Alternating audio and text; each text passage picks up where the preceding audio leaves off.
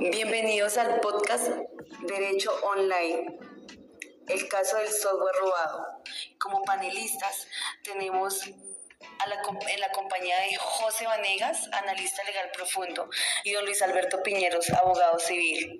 Al final tendremos una charla con dos ingenieros de software que nos ampliarán información con respecto a lo relacionado del caso.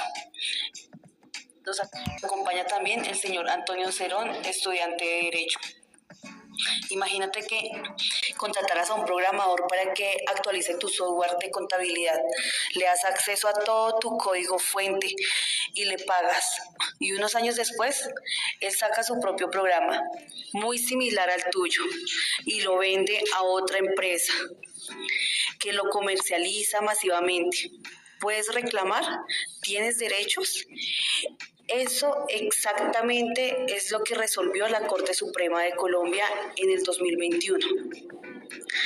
José, antes de entrar al análisis jurídico, quiero que hagamos algo que en pocas ocasiones hemos hecho en los podcasts, y es mapear el laberinto institucional de este caso. La sentencia SC-3179 del 2021 no produjo una sola entidad, la produjo una sola entidad.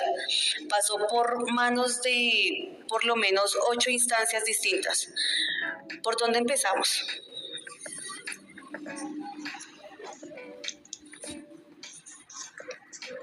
Mónica, y esa es la clave para entender por qué este caso tardó 13 años. Hagamos el recorrido completo: juzgado civil, tribunal civil, Corte Suprema, civil, pero también es un proceso penal paralelo con su propio tribunal y su propia corte. Y además, la DNDA y la Biblioteca del Congreso de Estados Unidos como actores de registro. Son 8 eslabones en la cadena. Ok, arranquemos por el origen. ¿Qué papel jugó la Biblioteca del Congreso de Estados Unidos en todo esto? La biblioteca fue el primer eslabón de la cadena probatoria. En 1993, cuando Internet era una rareza. Este prodigio del conocimiento informático, Carlos Estupiñán, tuvo la claridad de registrar su software CAD, que era contabilidad al alcance de todos, en Washington. Este registro no tiene efectos jurídicos directos en Colombia, pero funcionó como prueba histórica contundente. Demostró que la obra existía antes de cualquier relación con Restrepo y que tenía un autor identificado en un juicio sobre autoría. Eso es oro puro. Pero tengamos en cuenta que hay valores a la versión que tuvo Estupiñán en este momento. No muchos desarrolladores colombianos de los años 90 pensaban en registrar su obra en el exterior. Este documento fue el punto de anclaje de toda la demanda. El siguiente eslabón, la DNDA, la Dirección Nacional de Derechos de Autor. ¿Qué hizo y qué problemas generó? La DNDA es la entidad colombiana que lleva el registro de obras protegidas por derechos de autor. El problema es que Restrepo, en 2003, logró registrar Génesis, su versión del software robado a su nombre. Eso le dio una apariencia de legitimidad durante años. La demanda pedía expresamente que la DNDA cancelara este registro, y aunque esa pretensión específica no se resolvió de frente a la sentencia civil, el fallo del tribunal, confirmado por la Corte, dejó claro que ese registro no le otorga a Restrepo derechos de autor legítimos sobre una obra que no era la suya. Tengamos en cuenta que este punto es jurídicamente relevante. El registro de la NDA no creó el derecho de autor, solo lo declara. El derecho nace con la creación de la obra. Si la obra es robada, el registro fraudulento no sana la infracción. El tribunal lo dejó con claridad. Luis, pero ahora cuéntanos el proceso civil. ¿Qué pasó en primera instancia con el juzgado 20 civil del circuito y demás? Claro que sí, Mónica. El juzgado 20 absolvió a todos los demandantes en el 2014. Consideró que las pruebas no eran demostrables suficiente a la infracción. Esto tiene una lección procesal importante. No basta con tener la razón, hay que probarlo con los estándares que exige el juez. Estupeñán tenía la razón, pero el juzgado no quedó convencido con el material probatorio presentado en este momento. Y ahí la apelación ante el Tribunal Superior de Bogotá fue decisiva. El tribunal sí valoró correctamente el dictamen pericial de la doctora Ana Mercedes Garzón Laverde, que encontró similitud superior al 80% y en el informe técnico un 100%, y sobre todo aplicó el test correcto, analizar similitudes, no diferencias. Esa distinción metodológica cambió el rumbo del caso. José, hay algo que me genera duda y es la Corte Suprema en Casación, ¿qué función cumplió realmente? Bueno, en este caso la Sala de Casación Civil no revisó los hechos. Su función es velar por la correcta aplicación del derecho, y en este caso aportó algo invaluable. Desarrolló por primera vez en Colombia una doctrina detallada sobre la protección del software, el test de look and feel, obra derivada y originada en programas de computación. Eso trasciende el caso individual. Es jurisprudencia que beneficia a todos los desarrolladores en Colombia. Para complementar un poco más de lo que nos acaba de hablar el doctor José Vanegas, el hecho de que no casara la sentencia significa que ratificó como correcta la metodología del tribunal. Este es el sello de calidad sobre el análisis que hizo la segunda instancia. José, no entiendo. ¿Cómo interactuaron? Esto es fascinante. Hubo dos procesos paralelos, uno civil y uno penal, contra la misma persona. Explícame eso, por favor. Mira, Mónica, que este es uno de los aspectos más interesantes de la sentencia. El proceso penal concluyó antes. La Sala Penal del Tribunal Superior confirmó en diciembre del 2014 la condena contra Restrepo por violación de derechos morales y patrimoniales de autor, según los artículos 270 y 271 del Código Penal, claramente. Y la Sala de Casación Penal declaró inadmisible el recurso en septiembre del 2015, dejando en firme esta condena. Ese fallo penal se convirtió en un fundamento autónomo de una condena civil. Pues es realmente interesante, Mónica y José, porque aquí viene la regla de la Corte que aplicó. El delito es fuente de obligación civil que conforma el artículo 1494 del Código Civil. No hay condena penal en firme por la misma conducta. La obligación de resarcir el daño civil emana directamente del delito. Restrepo y Estados Unidos no adaptaron este fundamento en la casación, por eso la condena fue inacatable. Sí, Luis, totalmente inatacable. Pero entonces, para resumir el mapa institucional que venimos realizando, 8 entidades, 2 procesos paralelos, 13 años y al final una condena en firme de 172 millones. José, ¿qué enseñanza institucional deja todo esto? Pues mira, Mónica, realmente que el sistema funciona, aunque lento, claramente. Cada entidad cumplió su rol. El juzgado evaluó todos los hechos, el tribunal los reevaluó con mejor metodología, la Corte Civil unificó la doctrina, la justicia penal sancionó la conducta delictiva y la Corte Penal cerró esta vía. La coordinación entre el proceso civil y el penal fue determinante.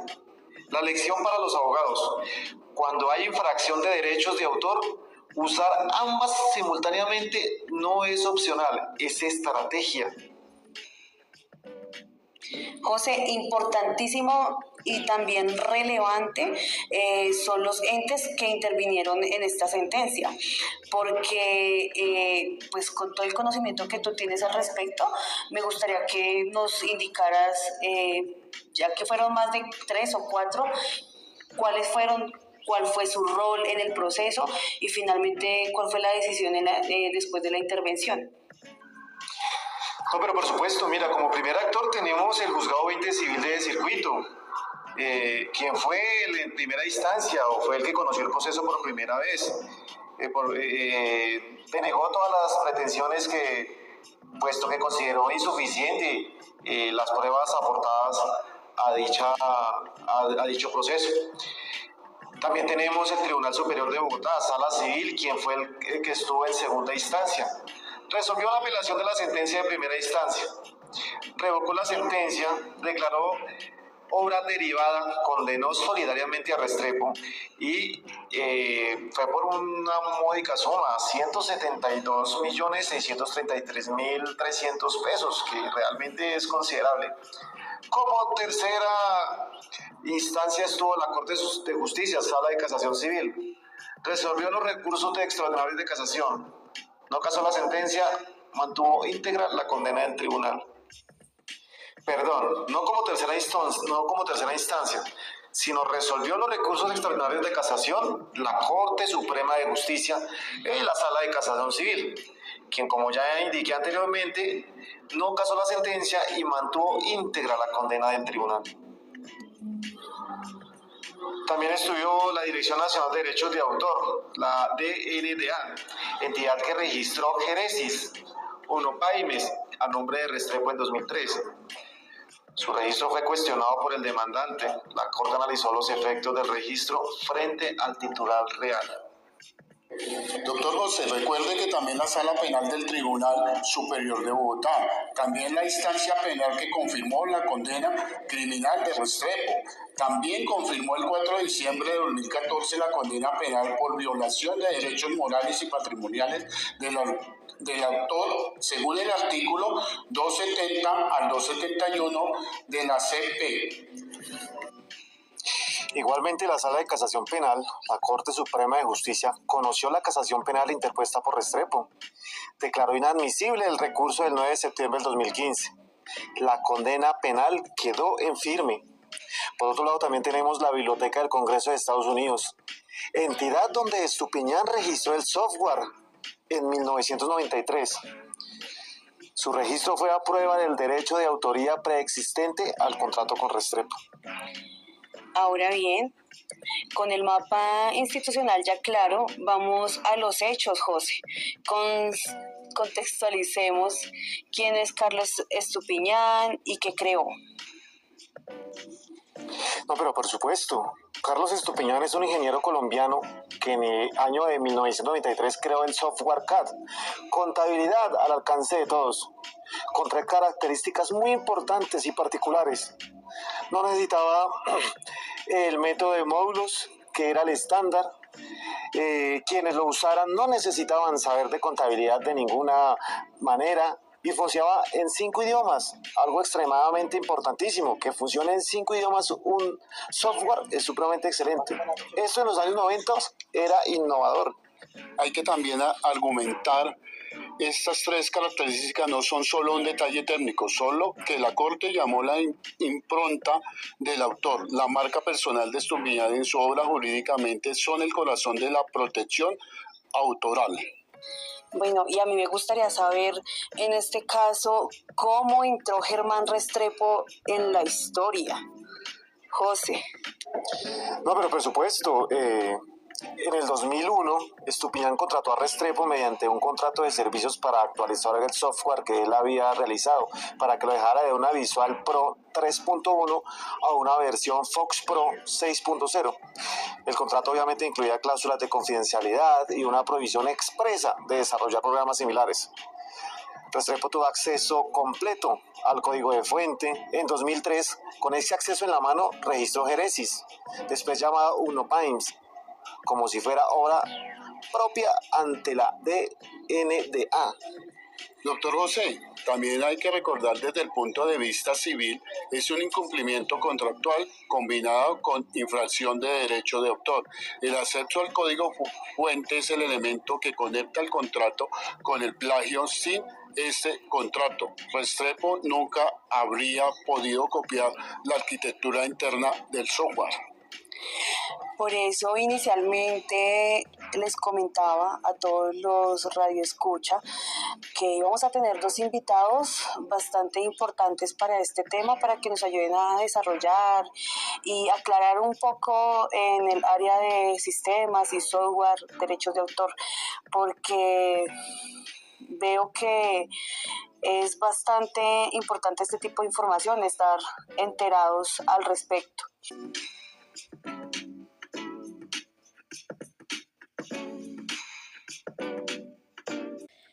Luis Alberto Gutiérrez Ramírez, ingeniero de sistemas, enfocado en el derecho de autor, investigador de miniciencias y docente de la Universitaria de Colombia. Adelante, profe.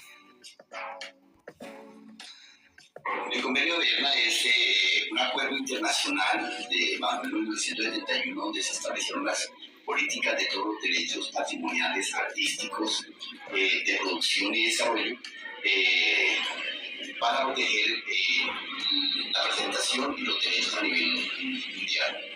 Más o menos desde el 1931 se diseñó con el Tratado de Berna. Eso era, ¿cierto? Pero hay una cosa, el Tratado de Berna viene que es para obras literarias. En ese tratado son sobre eso, y ese es el nivel. No por eso, pero no para la religión. No para la parte de la entonces, no, el sobre más en la parte literaria. Y desarrollo, pero no. Sí, es toda la parte literaria. Entonces, para ir a ver ese código es difícil que no lo hagan. Se me olvidó que como lo presentaron como un producto de diseño, entonces dentro de esa podría como si fuera literario, pero sí, no literario.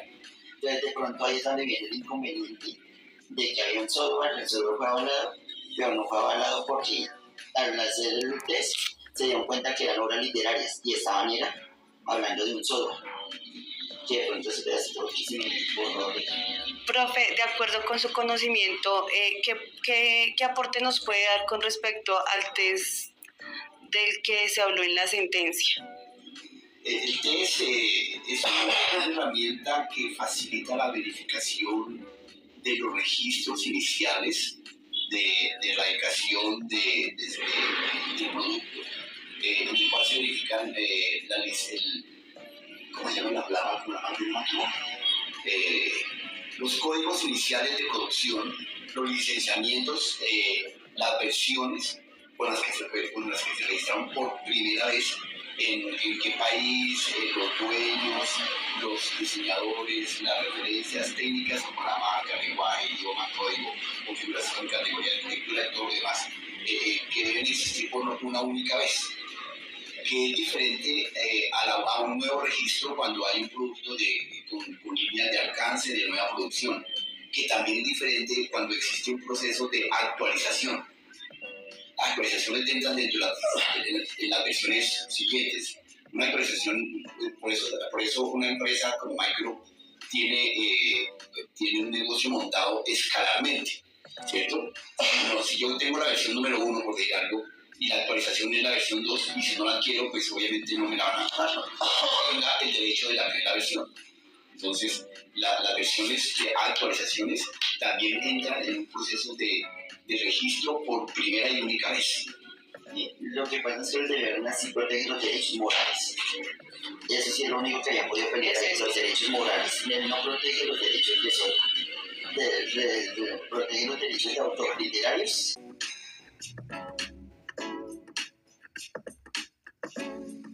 De acuerdo, muchas gracias, profe, por sus aportes. Continuemos, don Luis. Don Luis, ¿cómo se descubrió la copia? ¿Qué pruebas fueron determinantes en esto? Mira, Mónica, hay 3 elementos probatorios fueron clave. Primero, el dictamen de la perito Ana Mercedes Garzón, la verde, que comparó 42 pantallas, 18 informes encontrados simultáneos superior al 80%. Segundo, el testimonio del programador José Miguel Soque sobre la característica del balance o cero exclusivo del software de Estupiñán, presente en un Uniforms. Y tercero, la falta de información contable de Restrepo, que hacía imposible que hubiera desarrollado desde cero un software de contabilidad de esta complejidad. Ese es el inicio y fue poderoso. Claramente tiene razón, ese indicio fue poderoso. Y aquí la Corte hizo un aporte metodológico fundamental. Los peritos de la defensa solo analizaron diferencias entre los programas. El tribunal los descartó correctamente, porque el método para detectar plagio en software no es buscar diferencias, sino identificar similitudes sustanciales en los elementos protegidos. El test Look and Feel parte esa primicia. Llegando al tercer segmento, que es el análisis jurídico de la obra derivada y del look-fell, José, explícanos el concepto de esta obra derivada que explicó la Corte, qué lo hace tan importante en este caso. Bueno, la obra derivada es aquella que toma como base una obra preexistente y la transforma, traduce o adapta. Según la decisión 351 de la Comunidad Andina y la Ley 23 de 1982, establece que para crearla y explotarla se requiere autorización previa del titular original. Lo crucial es que las modificaciones, así sean numerosas, no eliminan el carácter derivado si la sustancia del programa proviene de otra base. Gerensis Nopaims había heredado la arquitectura, la filosofía del diseño y los elementos originales de CAD. Era derivada sin importar cuánto código nuevo le añadieran. Es también de apuntar a la Corte, también abordó algo que vale la pena subrayar. El derecho de autor protege de la expresión, no la idea. Nadie puede monopolizar la idea de un software, contable y fácil de usar, pero si se protege de forma concreta, original, en que esa idea se implementó, ese principio llamado dicotomía idea-expresión. Es el corazón del derecho de autor en el mundo entero. Ahora hablemos de la casación. ¿Por qué nadie ganó en la Corte? En la casación recurrieron los condenados y también el demandante. Ninguno prosperó. José, ¿qué pasó? Bueno, aquí tenemos que mirar que la casación tiene una lógica muy particular. El fallo del tribunal llega con doble presunción de legalidad y acierto. Para romperla debes atacar todos los fundamentos autónomos del fallo. Si dejas uno sin refutar, esos solo fundamentos sostiene la sentencia completa. Softpime y Restrepo se concentraron en el análisis pericial, pero no tocaron dos argumentos independientes, el análisis indiciario del tribunal y la condena penal en firme. Esos dos quedaron intangibles. También hay que referenciar del lado del demandante. Los cargos tenían errores técnicos de formulación. Confundió la vía directa de casación con la indirecta. No identificó correctamente las normas infringidas y no acató los fundamentos del fallo. En casación, en forma importante tanto como el fondo, en recurso extraordinario con una tercera instancia. Bueno, ahora que voy entendiendo más sobre el tema y que le hemos dado bastante larga a este asunto, porque está bastante interesante, veo que el hecho de que Estupiñán tuviese 86 años tuvo algún efecto procesal. La sala le dio la prelación al trámite del recurso con base al artículo 63A de la Ley 270 de 1996, en donde protege a las personas en condición especial. Era una tutela de sala laboral la que había ordenado priorizar el caso. Es un detalle humano y jurídico a la vez, porque el sistema reconoció que hacer esperar 5 años más a un señor de 86 era desproporcionado. Mónica, también hay que tener claro que al final la condena quedó en 172 millones, no solo los 500 que pedía, pero es injusticia después de 13 años. La Corte dijo, este hombre creó algo, alguien se lo robó y ese alguien debe pagar. Eso no tiene precio. Me gustaría, para terminar y finalizar este episodio, que nuestros radioescucha nos entendieran cuál es la importancia y qué mensaje deja esta sentencia para el ecosistema tecnológico colombiano. Cuéntame, José, ¿qué piensas? Bueno, con referencia a esto tenemos que Colombia tiene ahora una doctrina clara y robusta sobre la protección de software. El test, look and feel, la obra derivada, la originalidad subjetiva, la interacción entre proceso civil y penal. Cualquier empresa de tecnología, cualquier startup, cualquier desarrollador independiente en este país debería leer esta sentencia. Es el ABC del derecho de autor aplicado al código. Yo me quedo con el mensaje procesal. Registra su obra documental, tu proceso creativo, cuantifica tu daño desde el inicio y si vas a recurrir en casación, lleva la técnica casacional perfecta. La sustancia jurídica no basta si la forma está mal. Este caso lo demuestra por pérdida triple. Los condenados no atacaron a todos los fundamentos y el demandante tampoco pudo implicar su condena por errores de formulación. Bueno, tal vez ustedes piensen que yo lo voy a romantizar ahora, pero realmente yo me quedo con don Carlos Estupiñán, un ingeniero colombiano que creyó en alguien que lo traicionó, que peleó durante 13 años y que a los 86 años vio reconocida su autoría ante la Corte Suprema de su país. Las ideas tienen dueño, la originalidad tiene valor. Y la justicia, aunque tarde, llega.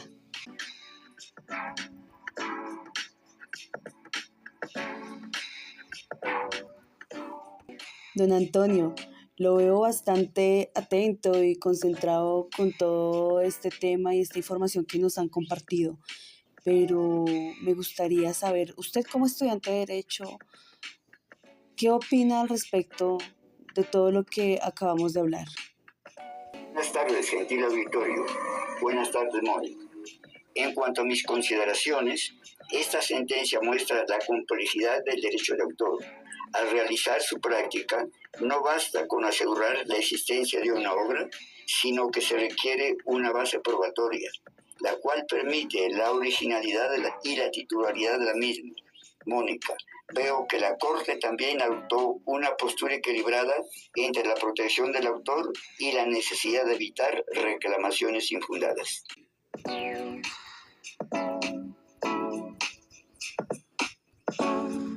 A todos ustedes, Radio Escucha, gracias una vez más por acompañarnos en este nuevo episodio.